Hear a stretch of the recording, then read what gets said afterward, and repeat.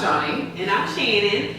We found out that we have something in common. We are both first generation, right? First generation. First generation Americans. My parents are both from Jamaica, and my parents are from Trinidad. yes, yes. So we just thought it would be really, really cool to kind of like come together and really just like cook something, and then find if there's any overlapping differences or things that actually are similar between Jamaican and Trinidadian food. So we're gonna go ahead and dive in. Yeah. And do you want to talk about what we're going to cook today? Just the Yes. basics? Yes. So I will be making curry chicken the Trinidadian way, which is similar, but it has some different spices. And I will also be making rice and peas the Trinidadian way. So my rice and peas is rice, but we have pigeon peas. And I know your rice and peas We do have kidney beans. red kidney peas, which Yes. is so good. It's so good. It's so good. So today I'm going to do a fried cabbage, or you want to call it steamed cabbage. And also, Caribbean people normally do snapper, but because we're here in the States, we have to be cognizant of that. We're going to do salmon instead, because it's really easy. You can find this in any grocery store. And it's cheaper. Yes, it is. Yes. And less bone. Less bone. Let's go. If you're kind of wondering what drinks we have in front of us while we, kind of like prep and everything, I'll let you talk about it. You can talk about drinks and I'll find my potato peeler. I have Jamaican ginger beer, and it's by the D&G brand. I don't know if you can see that. I don't know if I need to do this. And then we also have, looks like a sorrel ginger. This is sorrel ginger beer. Well, it's not ginger beer, but it's sorrel ginger. And sorrel is a staple in Trinidadian households, and it's normally made with hibiscus flour, and you have to boil it and steam it. But I wasn't doing all that today, so we're going to drink the store-bought Grace brand. It's all about moms making a quick meal. So go to the grocery store and you'll find that just as easy. Yes, you will find it just as easy. And then, we just wanted to kind of snack. I mean, it wouldn't be fun if we're not snacking while we're doing this. So I picked up some, it's by the brand Grace, really, really popular in the islands, but this is a sweet plantain chips, and you can see that by kind of like the deeper yellow, so that's on this side, the sweet. And then on the other side, we have the green plantain chips, and it's kind of just, salted and doesn't have the sweet, but they're both equally really yummy. Yeah, they're really good. So we don't have the real plantain today. We don't have the real plantain today. We have the bag chips, but again, easy and quick. Yeah. So what I'm gonna do is just start peeling the potatoes. My potatoes are from my curry chicken. So after I saute it and the vegetables, and then we get the chicken cooking, I normally add the potato and the carrots last, because potatoes don't take too much time to cook depending on how you cut them. And then for me, while she's prepping and peeling her potato, I'm just taking off the excess skin of the cabbage. And the reason why I do this is because normally when you buy cabbage at the grocery market, the outer layers are normally banged up. They have dirt and junk and stuff on there, and they're sometimes pretty bruised up. So I like to get all that off. That way I can just start cutting after I just give it a light rinse. So I just take off maybe about 2 or 3 layers, and then I'll start cutting this into kind of like big shreds. Yeah, when I go grocery shopping for lettuce and cabbage, I'm always really picky on which ones I take home. And then for me, and that's such a good thing that you brought up. So when I'm looking for cabbage at the grocery store, I kind of like the ones that are like nicely and tightly wound like this. You see how like close the leaves are? This is something that you're going to want to look at. And so if you want to hold it like this and you feel that like, okay, it's pretty solid, has a good weight to it, this is the one I pick up. And something like this can easily feed about 4 or 5 people at one time. So if you've got a big family, you've got kids, maybe it's you and a couple of adults or whatever, it can probably feed about 4 or 5 adults, or in your entire family. If you have 3 or 4 kids, you'll be able to do this with 1 head of cabbage very easily. Yeah, cabbage is a really good side dish. It It's really cheap. It's Oh like my God. less than $1, if that. Oh yeah. So I love incorporating cabbage into pretty much any meal. Yeah, I'm the same way. Yeah. Oh, so you're dicing up your potatoes? Yeah, I'm dicing them up. Trying to get them like medium to small. Just because I love potatoes in my curry. Me too. And it's a good way to sneak vegetables in there. Oh, absolutely. For kids. I have some carrots too. I don't have quite enough of it because I used it for my last dish, but I'm gonna sneak some of those in too. Because that way, it gets incorporated into the sauce, and Yeah. they're too busy munching on the chicken. They don't know that they're eating. No, Veggies. that curry takes care of all of that. Yes, it does. And then you're also probably dicing carrots too? Yeah, I dice the carrots as well. I normally have a lot more, but we're gonna make this work. Cause I have a pretty much a smaller size chicken this time, so these should be enough. So the diced potatoes are here. And like I said, they go in after the chicken has been cooked for a little bit, and then we put the veggies in to let them kind of simmer down with the chicken and the sauce. So for me with my onion here, what I'm doing is I'm kind of slicing them like this. I don't know if you really see that, but I'm slicing these. They're about this thick. And what this is going to do is it's going to be the bed for my salmon. So, and you'll see once I get there, but it really, really kind of gives the salmon a nice taste because it just sits there in the oil and then it just kind of like simmers on top of the bed of onion. And that's how you make, most Jamaicans make their fish, like any type of fish. Yes. It's normally simmering in that. Absolutely. That onion, the garlic. Oh yeah. And the one thing about onion, guys, is that, normally it makes you cry, but you see how I'm not complaining right now? That's because I've had this onion refrigerated. If you refrigerate your onion, I don't know what it does, but it kind of just like cancels out all that burning sensation the onion normally gives you, and just, you just I did can't not tolerate know it. that. Oh yeah. So if you refrigerate your onion, you'll be better off. When I'm trying to dice onion, I do it in a food processor. Oh my Not god. a food processor, but a bullet. Yes. And it goes really quick. Oh my god. It's really That's how you dice your If I'm dicing it to where I need it, well, really, no matter what size, because you can kind of pulse it to where if you need a bigger chop, just don't pulse it too long, I have never done and that. you won't cry. Oh I my guarantee god. you. Wow. About to dice some garlic. Ooh, garlic. I love garlic. That's a staple Garlic in Caribbean cuisine. You is gotta a have your staple. garlic. You have to have your garlic. And if there's a recipe that calls for like 2 cloves of garlic, it usually means we're gonna put about 10 in there. So That's so true. I always have garlic on hand. And one thing I love about garlic is the fact that you can keep it for a very long time. Oh, absolutely. It doesn't spoil. It doesn't spoil. If it does, it's gonna take a long time for it to spoil. That's so true. And you usually have a whole bulb for a month or so, if that. And of course, you guys, you know that garlic has medicinal properties in it. It's kind of one of those things like ginger or lemon. So even though you're not maybe cooking something that's Caribbean or any other recipe that calls for garlic, it's never bad to have that thing on hand, because when you're sick, Yes. get some lemon, get some garlic, get some honey, and Put it together. it'll be potent, but you'll recover.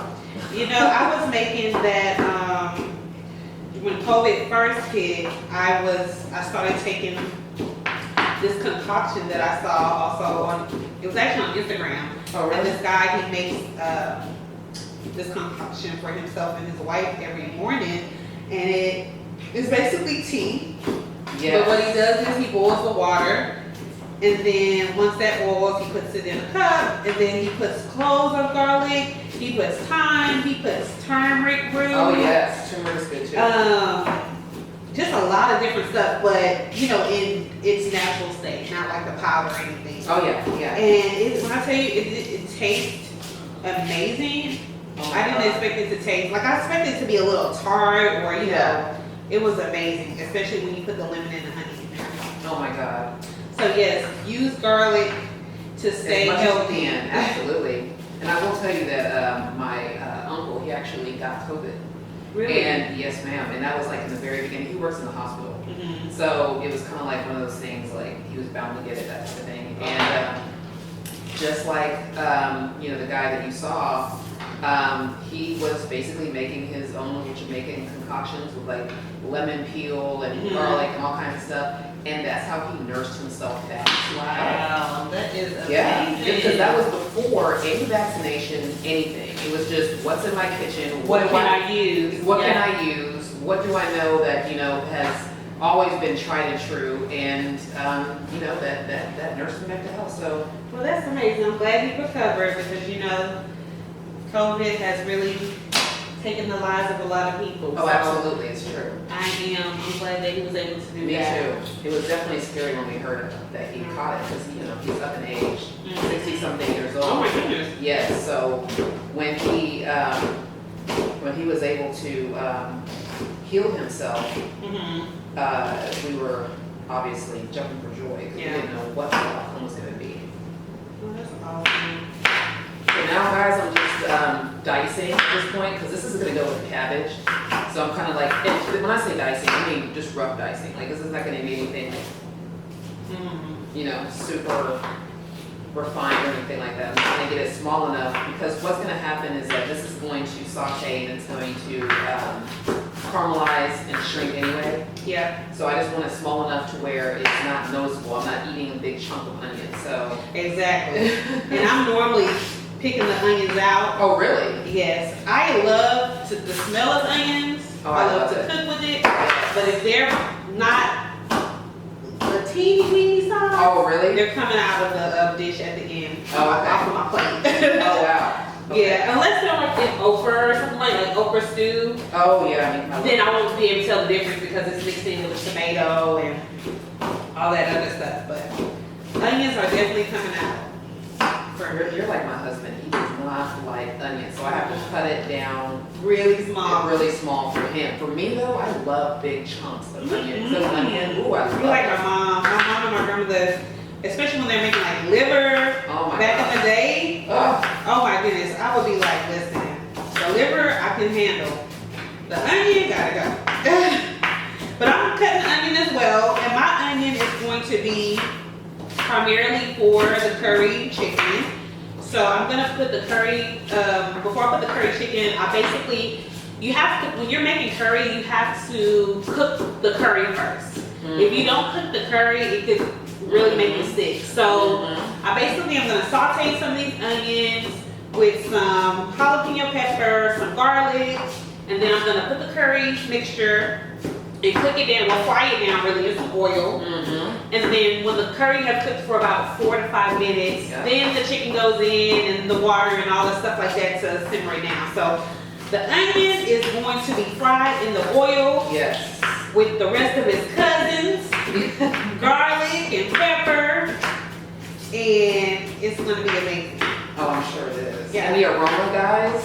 I wish you could smell aroma Yeah. through like the camera, but the aroma of curry is just like the best thing. Oh my I gosh. love it.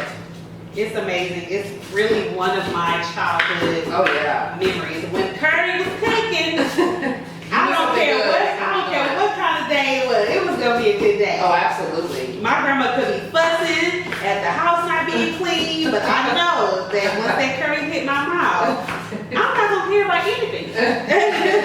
I'm not.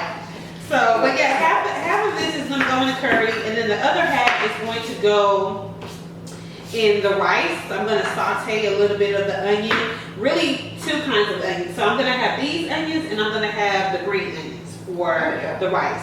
So it's kind of gonna work the same way. I'm going to saute the green onions and the white onions, a little bit of garlic, a little bit of pepper, and I'm going to use that to cook the peas first. And then I'm gonna put some coconut milk, and then the rice is gonna be swimming in it. And it's gonna be That sounds so amazing. delicious. Yeah. That sounds so delicious. Yeah. I'm actually waiting for this fish because Oh my God, it's gonna be I so haven't good. had jerk fish Oh my gosh. ever. And you know what? I need to get coconut milk. You can't do rice without coconut milk. That's the one in rice? Yeah, that's the one rice. So what I'm doing, guys, I'm just like taking out the core. So I just kind of just do a slice, a triangle slice, take out the core, and I don't really use it, so I just throw it away. Okay. Oh, you don't use the core? I never use the core. Why, do you use the core? Do you? Oh no, I don't. Oh, But you know what my favorite part of the cabbage is? what?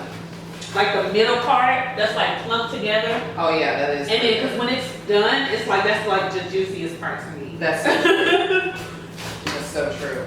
Okay. So, onions are done. And I'm not gonna use, Oh. I'm not gonna use too much, because like I said, I don't like onion.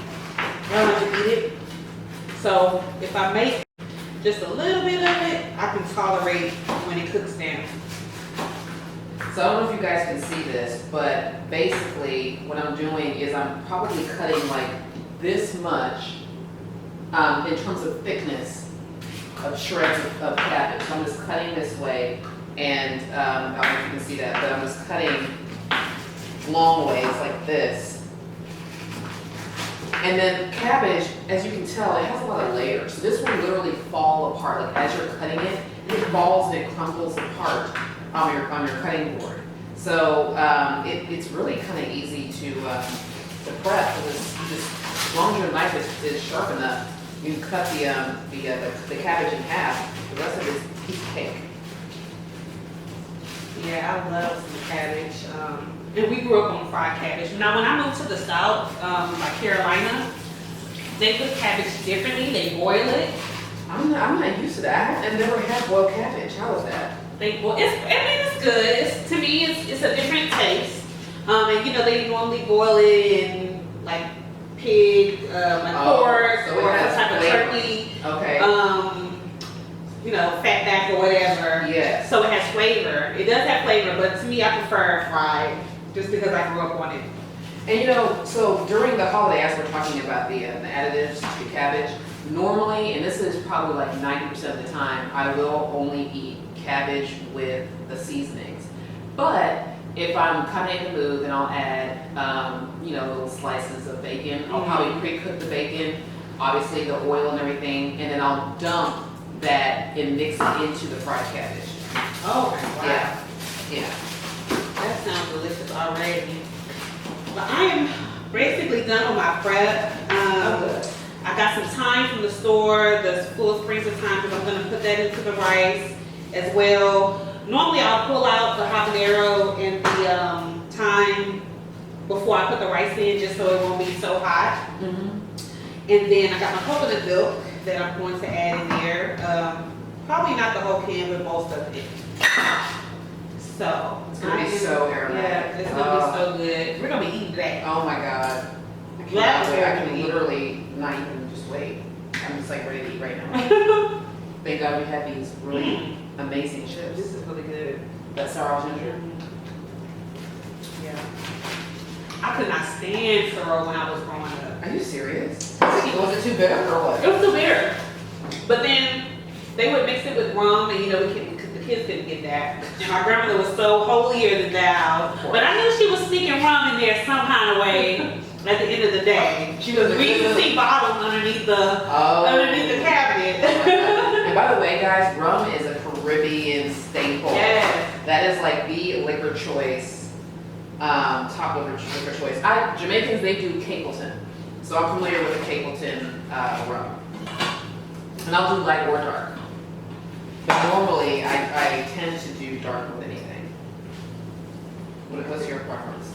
Or you just I'm kind not of really a drinker. No. So I will literally do anything. Because I know I'm just going to have one of whatever I have. As long as I'm not mixing white to dark. Yeah, well, yes. Yeah. We've learned that in our 20s, right? Yes. Do you have a big bowl that I can put this in? I can give you this. Yep. Okay, that works. That. And I'll I'm almost done. Okay. That is going to be delicious. Oh my gosh. Almost done prepping this, and once I'm done, then we can move to the next step. I know you guys are waiting for that. Yes. Yes. Patiently waiting. So right now I'm cutting peppers. The peppers will be, What kind of pepper is that? so this is jalapeno pepper. Okay. This is gonna go into the chicken. Now, if you're making this for kids, you can omit the jalapeno because the jalapeno doesn't really make or break the dish. I just like spice, and jalapeno is pretty subtle for me, but I know it's not subtle for everybody. And then these are Scotch bonnet peppers. Oh. And this is a staple in any Caribbean home. Absolutely. And it's a lot hotter than jalapeno. Yes, it is. So the trick is, if you're trying to bring some heat into like a dish, say your rice or peas or curry, you want to boil it whole, or you want to cook it whole, because that way some of the heat can be extracted from the pepper. Yes. Without being overpowering. Yes. Now, if you want a lot of spice, you can cut it, but be sure to remove the seeds. Yes. Because if you don't remove seeds, your mouth is not going to be happy. Absolutely. And you guys, just to kind of give you some context, there was something that's called like a Scoville scale, if I'm not mistaken. And what it does is it kind of measures the heat potency of peppers. And so, since we're in the United States, I'm sure everyone is very familiar with what jalapeno tastes like, and the heat that it gives off. And so a jalapeno is probably about 2,500 on the scale, the Scoville scale. But the Scotch bonnet, or its cousin, which is habanero, is more like 300,000. And That's pretty the high. heat. That's like, in comparison, I mean, your mouth is basically on fire, which is why you do not want to ever cut into your habanero or Scotch bonnet. Now, I do. I would say I She's do. brave. She's brave. Because I love some spice. I'm not going to lie, I love some spice. And we have a pepper sauce that we make that is completely, totally out of Scotch bonnet pepper. So we do Scotch bonnet, a little green seasoning here and there, but it's mostly consists of Scotch bonnet pepper. Oh my God. And when we're finished with, our curry chicken and curry rice, we just kind of sprinkle that or layer the sauce across the plate. Woo, girl. Everybody is sweating, but it's amazing. The flavor is so good. And I need it's to so learn how true. to make it. I mean, honestly, the habanero and the Scotch bonnet, I mean, it gives off such a unique flavor. There's really nothing like it. So for people that can tolerate it, I mean, it's worth it. If you can tolerate it. If you can tolerate it. I'm gonna go ahead and open my coconut milk because that's gonna be one of the first things that I use in my rice, and I wanna make sure that it's ready. And I don't know if you guys saw what I just did, but whenever I'm cooking fish, and this even is for chicken as well, Caribbean people, or what I've noticed from Caribbean people, is that we're all about cleansing. Yes, Get clean everything- your meats. Clean your meats, marinating meats and all that. Of course, this is all about moms doing preparation on the quick, so I didn't pre-marinate this, just so you know that it's gonna taste good at the end. But I just literally just sliced the lemon in half and just squeezed it over the salmon, and then I flipped it over, and then I squeezed again and kind of just like rubbed that lemon. And so obviously lemon is very acidic, so it literally has cleaning agents in that, and it just really kind of helps clean beyond what I can see. Yeah. So basically, don't listen to the Surgeon General or whoever said don't clean your meat. Clean that meat. Clean your meat. And even if it looks clean, still clean it. Still clean it. Now, I have here my chicken. I've already prepped this because I didn't want to go through the hassle of cutting and dealing with raw chicken. So you're smart. So I prepped this beforehand. So what I did, I took a whole chicken and I cut it up into the parts. So we have 2 wings, 2 thighs, 2 legs, and cut up small pieces of breast. And I seasoned this with a little bit of everything. So we got some Himalaya pink salt. Himalayan salt. I love Himalayan salt. I think that's a little more healthier than the regular salt. Yes, it is. We got some black pepper here, got some cayenne pepper, we have some cumin, we have curry. So even though this is going to be my curry base, I can smell that from here. I have curry already kind of seasoned a little bit in it, just so we can marinate it. We also have some, a little bit of allspice, a little bit of nutmeg, That's just so we can get it in. And then as you can see, it's green. It has a little green specks in there. So this is our green seasoning. And I know y'all have a version of your green seasoning as well. Because I've seen it when y'all make fish and different stuff like that. So this is a blended herb mixture. So it's parsley, it's cilantro, it's green onion. Any green thing you can find. Not put it in there. Not fruit though, but you know, just put it in there. And that, I remember my grandmother used to have green seasoning always in the fridge in a little jar. Like, just like natural, not Just- not, yeah. Like she cuts it and blends it. So this was blended in a blender. So you put the parsley, you know, all your green stuff, ginger is in there, garlic is in there, Wow. and then when it's blended, it gets like a soupy type of texture, but it's Wow. the particles and all the stuff is still in there. So That's she keeps awesome. it in the fridge, Wow. and it's on hand because you can really use that as a base for anything. For a lot of things. Yeah, so it's already prepped. And I'm gonna put this right here because this is gonna be ready to go. So as you can see, we got, the meal is done. We got the chicken simmering, we got the rice is already sweated out, all of the liquid. And if you kind of pull it up, you can see all of that, the beans and the scallions is all there. And I still got it on low because I wanted to dry out some more, but the top is ready to go. The bottom's probably gonna take a little bit more, but we can plate it. So what I'm gonna do, I'm gonna plate my stuff first. And I am going to put the rice there. See, it's already nice and dry. We got the beans, we got the onions, and I'm sure the flavor is banging. Now we're gonna plate this chicken. Let's see. Let's get a nice little thigh, maybe. I like the thigh too, actually. The thigh is pretty good. Gonna lay that right there. I'm a sauce girl, but I'm gonna just let it drizzle on the side because I don't want it to change the consistency of the rice, but we'll mix it in eventually. And we got some potatoes and carrots. Let's get a few potatoes in there. And you can tell the potatoes are tender because they're getting a little translucent.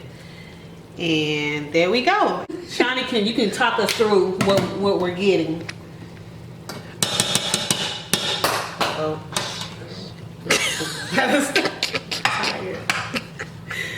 Oh gosh. You guys forgive us. This is we're doing a lot right now. We're handling cameras and we're trying to plate food. Okay, so I'm just gonna spoon this on here, and guys forgive me if this doesn't look right. Then you know it's still gonna taste good. That's all that matters. So I'm just gonna put like 2 spoonfuls, and then you tell me if that looks okay. What do you think? Yep, that looks good. And then we got the fish. The fish. Let's take this foil off. So Look at that, you guys. I don't know if you want to use a knife or a fork. I normally take a knife and cut it. And I'm probably gonna have to have you set that plate down beside it and then cut. You want me to cut? Yeah. Okay. Do you want to Just just like that. Like this? Yeah. Straight And then down? come. Yeah. Like that?